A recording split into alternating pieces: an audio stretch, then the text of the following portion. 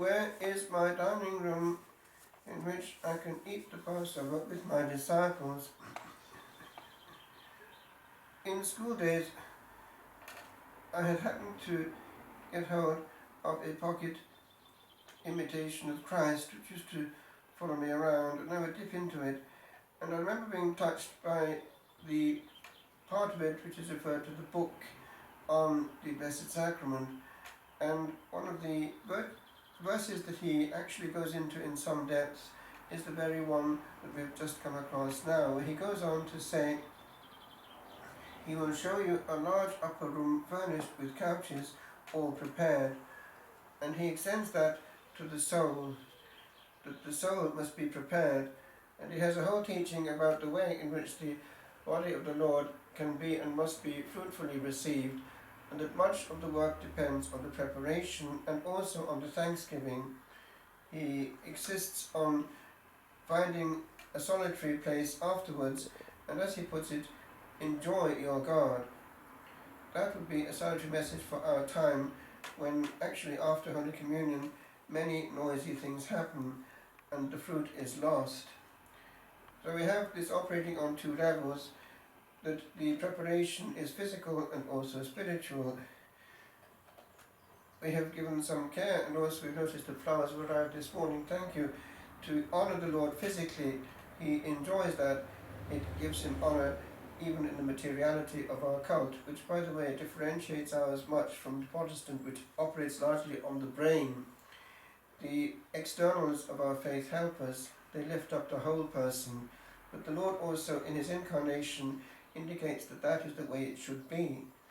Indeed, he did indicate to St. Teresa of Avila during the time of Reformation how unpleased he was with the stripping of his glory, because the Protestants had taken away much of what actually he wanted. I close that parenthesis and I go into another domain for this short meditation, because when we look at our history in Ireland, we see that was not possible for quite a long time. You will have seen, actually it's in the chapel there, the famous picture of a Mass in the Connemara cabin by Aloysius O'Kelly. He died in 1936, but he was around for much of the 1800s and saw what was going on. He was one of the flock, and he saw how faithful people were. And there they were, trying their best without the externals. But the internals were certainly there, and they would put us to shame. We must not forget that. Here we have some interesting quotes from a bishop who actually was not operating in this country, but in faraway Australia. It's Archbishop Michael Sheehan. The name, of course, would be of Irish origin. He was coadjutor Archbishop of the Diocese of Sydney from 1922 to 1937. And he has some interesting gems that we can take with us on this day. The Mass, he says, is superior even to the abiding presence of our blessed Lord in the Most Holy Sacrament.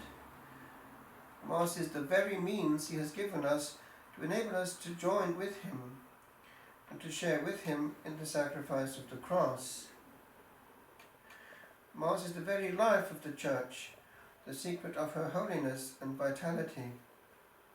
No wonder that the spirits of darkness should have inspired the heretic with hatred for the Mass, for they know that when they strike at the Mass, they strike at the heart of the Church.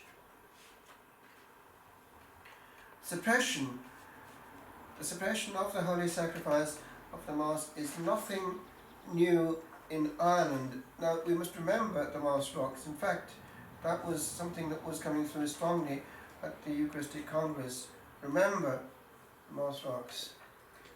And that picture there, it must have been the context of St. Stephen's Day, because the priest at the Mass rock is wearing red, but they're warning that the troops are down there. They had to have somebody keeping watch all the time, and there was snow around. They climbed that hill in the bitter cold. They couldn't even hear what was going on, but they were faithful. And people would trudge for miles and miles, actually in the poverty of the time, sometimes barefoot. And that was the heroic nature of the Irish nation, to what by now they themselves have cast aside of their own volition. One wonders whether there are any sinister forces actually directly at work in the Dáil, and whether there is something Masonic there to hit so hard at this particular part of Irish life and to prolong it as long as possible. The book that talks about this fidelity, I have it here in the house, the fidelity of Ireland to the Holy Mass.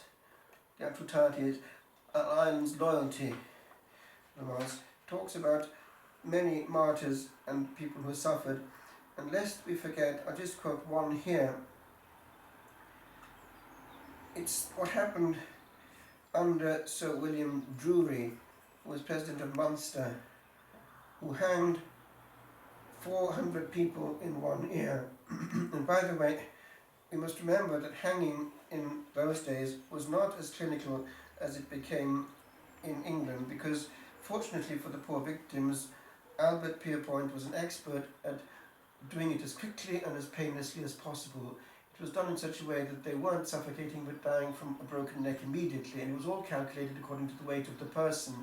And he knew how important it was to be merciful in it, and he saw and had to witness botched executions after the Nuremberg trials. It's quite a different process when a person suffocates, just to be aware of the difference. This was real hanging.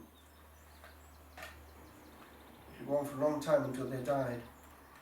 So here he is, 400 people hanged in one year, and he wrote to Walsingham, Queen Elizabeth's principal secretary, in the year 1577 about the people of Waterford.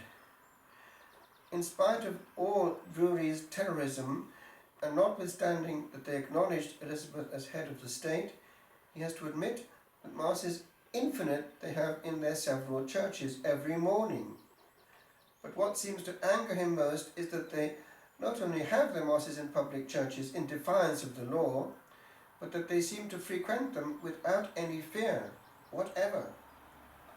Fired with the zeal of Saul in his most fanatical days, he then glories in the fact that he had spied them. I'm sure that was going on recently in Ireland when people were reporting, as we would say, snitching on things going on. That's unpleasant. And being an early riser in pursuance of this lordly work, he arrived on Sunday at 5 in the morning and saw them resort out of the churches by heaps. Let us take note of how the people of Waterford, when faced with persecution for practicing their Catholic faith, responded to the unjust laws of the past, which sought to prevent them from attending the holy sacrifice of the Mass. The Waterford people, with the support of their bishop, defied those unjust laws and attended the holy sacrifice, even though to do so could lead to a cruel death.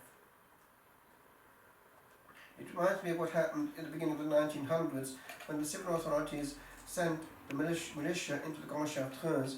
They bashed down eventually the huge protecting doors, got into the inner sanctuary and found them in church. They were chanting at midnight, and the troops were actually taken aback with the sanctity of the place.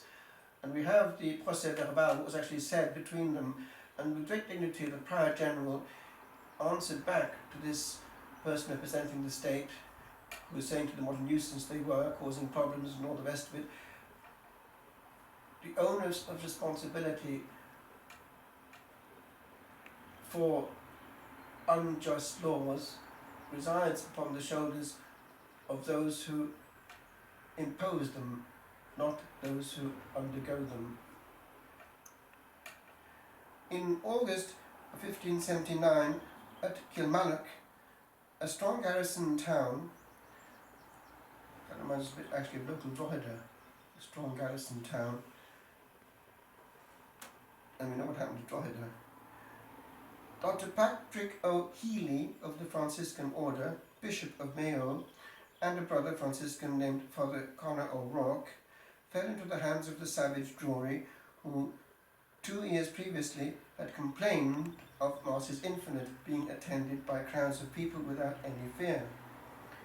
Having no love for priests, he was well known to have a special antipathy to friars, and on this occasion 2 of the terrible tribe were brought before him.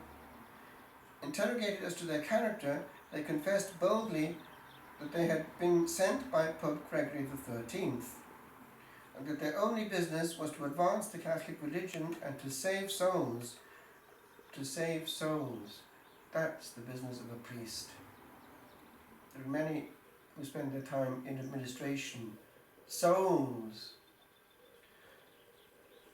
As a result, they received the full measure of his hatred and the frequent regard of their calling, condemning them to the rack. Now that was an awful business. Eventually the body would be suspended in the air as they pulled and pulled and pulled, and they would be dismembered. They could actually eventually die on the rack if it went farther enough. It was an awful, awful torture. Condemning them to the rack, he had needles thrust under their nails and their legs and arms broken with hammers.